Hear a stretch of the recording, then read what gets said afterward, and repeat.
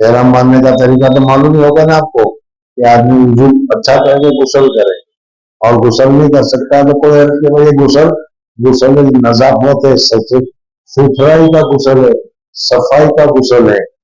इसलिए अगर औरत हालत हैज में है और मदीना से आ रही है, या यहाँ से हैज में तुम जा रहे हो, उसमें हज के लिए जा रहे हो, उमरा के लिए जा रहे हो, घर से जा रहे हो, तो बीवी हैज में है। हैज के लिए तो कोई मुतय्यन नहीं है, तारीखें बदलती रहती है, किसी की कोई तारीख होती है, किसी की कोई तारीख है, तो कोई हर्ज की बात नहीं।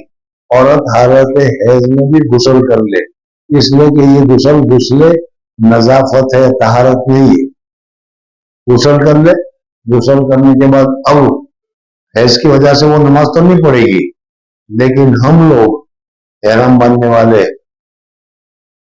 2 रकात नफल पढ़ेंगे, 2 रकात नफल पढ़ेंगे। और जब 2 रकात नफल पढ़ेंगे तो पूरा बदन दबा हुआ होगा, सर पर टोपी वगैरह भी होगी। समझ गए? अल्लाहुम्मा इन्नी उरीदुल उम्रता फयस्सिरली व तकब्बलहु मिन्नी, उम्रे की नीयत से, हज की नीयत, हज का अल्फाज बढ़ा दो। 2 रकात नमाज पढ़ी, 2 रकात नमाज पढ़ने के बाद ये नीयत की, अल्लाहुम्मा इन्नी उरीदुल उम्रता फयस्सिरली व तकब्बलहु मिन्नी, हो गया।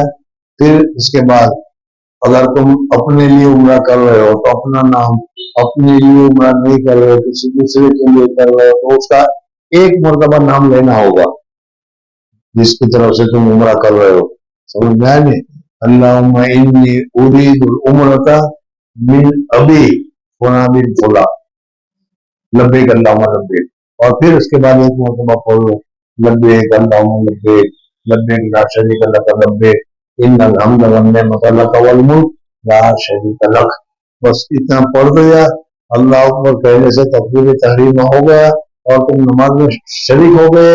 इस तरीके से अब तुम्हारा एहराम शुरू हो गया, और एहराम की जो मुमानियात है, एहराम की जो रुकावटें हैं, एहराम के जो मसाइल है, वो सारे मसाइल तुम्हारे ऊपर शुरू हो। समझ में आ गया? एहराम किस तरह से बांधने का है वो समझ में आ जाएगा नहीं?